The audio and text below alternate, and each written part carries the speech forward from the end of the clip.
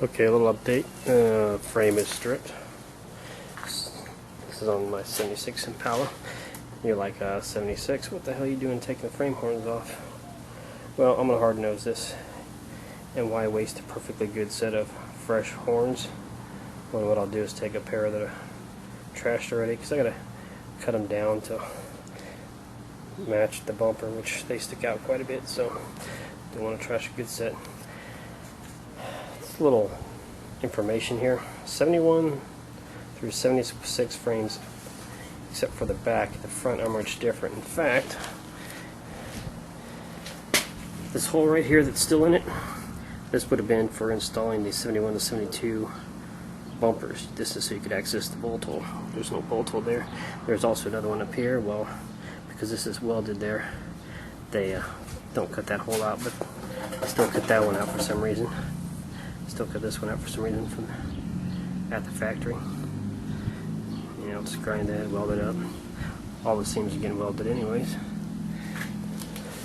Cross member will get welded. Not using the suspension like I said. It's just junk anyways. I think we'll move my motor back a little bit, only because I want the ability to use, it's only 3 holes, but I think I'll drill a 4th hole, move it back enough so I can get 4 motor mounts in there. My engine cradle tends to tear up motor mounts, so the more bolts holding it down, the better. I got a new cross member, the other one was bent. I'm going to have to put it in there. A little bit of damage to the frame from moving it with the Bobcat. Have to straighten it a little tiny bit. The cross member will tell me if it's straight. And then just measure across to make sure it's square before I start welding the tar out of it. Rear end's out, just haven't moved it yet.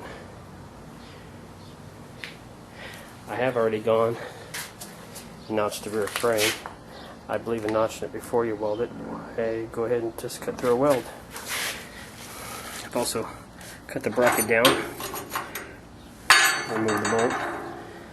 You want to cut the bracket off because when it starts bending down, it could hang up on something. So I don't know if I'm going to collapse the shocks. Depends. I'll have to look at the car and see how far the bumper sticks out.